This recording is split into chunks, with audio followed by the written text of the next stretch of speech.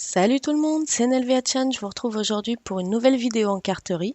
Alors avant de commencer la structure, on va passer d'abord à des embellissements puisqu'il y a un temps de séchage à prévoir. Donc pour ça, je vais utiliser les chutes de mon fond de carte précédent que j'avais réalisé avec la distress, technique de distress en fondu avec de l'eau. Et je vais venir y positionner des petits cabochons transparents pour créer mes embellissements. Donc je vais utiliser un diamètre 10 mm, deux diamètres 8 et un diamètre 6. Pour le plus petit diamètre, je vais poser directement un point de colle à l'endroit où je veux positionner, où je veux récupérer mon fond pour créer l'embellissement, mettre mon petit cabochon dessus et laisser sécher. Pour les deux autres formats, comme vous l'avez vu dans ma vidéo des cadeaux de Noël, je viens utiliser les perforatrices que j'ai eues et qui sont adaptés au diamètre de mes petits cabochons. Donc une fois qu'ils sont découpés, je pose un point de colle au centre de chaque découpe et je viens positionner les petits cabochons en fonction de leur taille. Voilà, une fois que c'est fait, il n'y a plus qu'à laisser de côté et à laisser sécher pendant tout le temps de la réalisation de la carte. Pour cette carte, je vais venir utiliser donc un format paysage qui va être aux dimensions que vous avez l'habitude de me voir utiliser, c'est-à-dire 14 cm par 11, 11 étant la hauteur de la carte. Ensuite, je vais utiliser cette découpe avec une fausse couture que l'on m'a envoyée pour réaliser le fond de ma carte et qui est aux bonnes dimensions. Avec les tampons que je vous ai présentés là au fun, on va venir créer un fond, mais pour ne pas que mon tamponnage déborde en dehors des fausses coutures de la découpe, je viens positionner du scotch tout autour. Donc du scotch qui n'arrache pas le papier quand on l'enlève, bien évidemment. Pour créer mon fond, je vais faire de l'embossage à chaud. Pour ça, j'utilise de l'encre Versamark et je m'aide donc de la Misty pour créer un fond avec enfin de façon à ce que mon tampon soit cohérent à chaque étape où je vais le poser.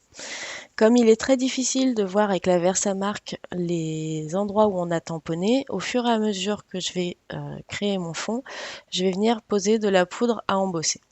Donc voilà, une fois que j'ai fait ma première étape, je vais recommencer exactement de la même façon en positionnant bien mon tampon pour le deuxième tour. Et on va créer ainsi notre fond de carte et au fur et à mesure mettre la poudre à embosser. Voilà, donc j'ai créé tout mon fond, bien évidemment, comme bien souvent, j'ai oublié de mettre mon coussin antistatique, du coup je me retrouve avec plein de poudre à plein d'endroits où il ne faudrait pas. Donc résultat des courses, je n'ai que la solution du pinceau pour enlever vraiment l'excédent qui est resté accroché au papier. Une fois que j'ai enlevé tout ce qui n'allait pas, on vient prendre son pistolet chauffant, son heat gun, et on fait fondre la poudre sous la chaleur. Ce qui nous crée un joli petit fond avec un effet brillant dû à la matière et aussi parce que j'ai choisi du coup une poudre argentée. Donc sur cette carte, il va y avoir quand même pas mal de colorisation, mais comme c'est de la colorisation très répétitive, je ne l'ai pas séparée de la vidéo et si je l'avais fait, il n'y aurait pas eu vraiment d'intérêt à avoir une vidéo création carte à côté. Donc pour la colorisation, j'utilise des crayons de couleur aquarellables, mais c'est pas obligatoire, et de l'huile pour mélanger mes couleurs ou de l'essence minérale si vous en avez, c'est bien mieux. Donc comme vous pouvez le voir sur la droite, il y a des essais qui ont été faits avec des feutres à alcool. Je les ai faits à cet endroit-là précisément parce que je savais que ça serait un endroit où ce serait masqué. Et j'ai constaté que mes feutres à alcool ne marchaient pas bien du tout sur ce papier. Donc c'est pour ça que j'ai préféré prendre la technique du crayon de couleur. Je vais venir utiliser cette planche de tampon Evriel, donc un petit éléphant, et cette planche de tampon Simply Graphique pour mettre mon petit sentiment. Donc je vais positionner mes tampons, donc toujours dans l'idée que j'ai en tête, de façon à créer ma scène en fait, tout simplement. Donc l'éléphant va être décalé par rapport à mon sentiment et c'est tout à fait normal, mais vous verrez par la suite pourquoi. Une fois que j'ai bien positionné mes tampons, je viens récupérer mon encre Versafine puisque je n'utilise pas de feutre à alcool, donc la Versafine marche encore mieux puisqu'elle a une finition vraiment parfaite. très colorée, très pigmentée et très fine. Voilà, je tamponne mes deux motifs et je viens également retamponner la trompe sur un petit post-it que j'ai découpé pour créer un masque. Ce masque me sert à venir positionner un petit tampon en forme de fleur qui fait également partie de la planche de tampon de l'éléphant, la marque Evriel, et je tamponne toujours avec l'encre Versafine.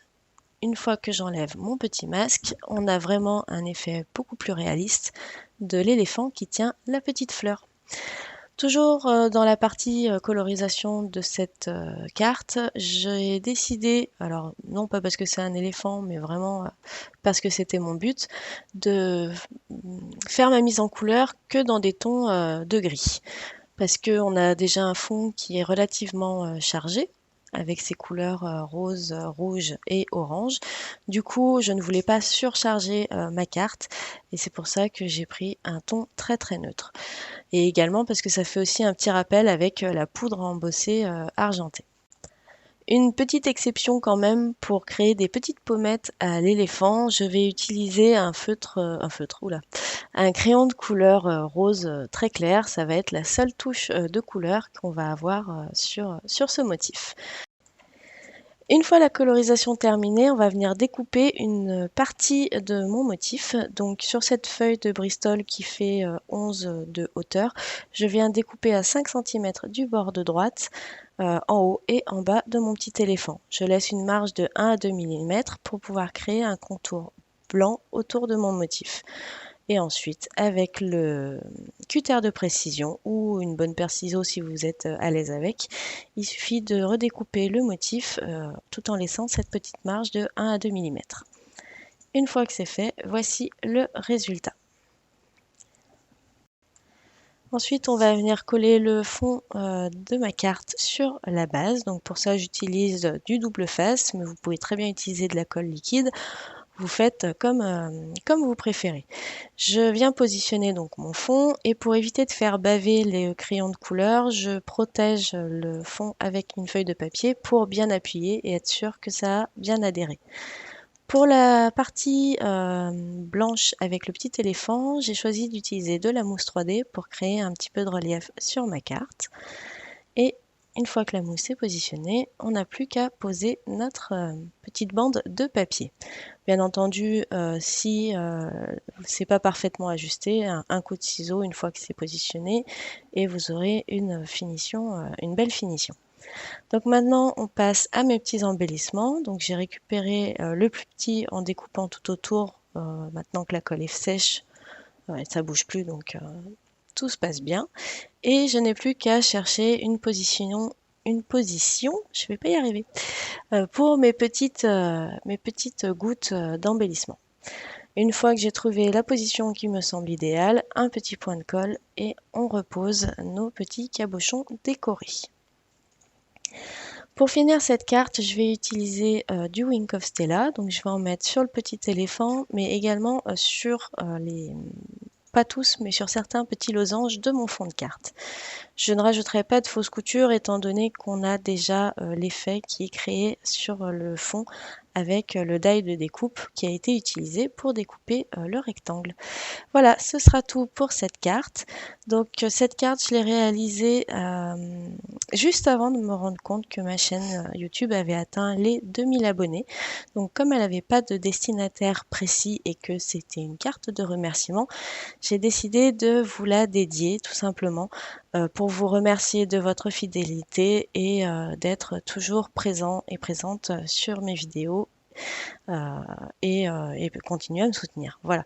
Donc merci vraiment du fond du cœur. Grâce à vous, je prends énormément de plaisir à faire du scrap.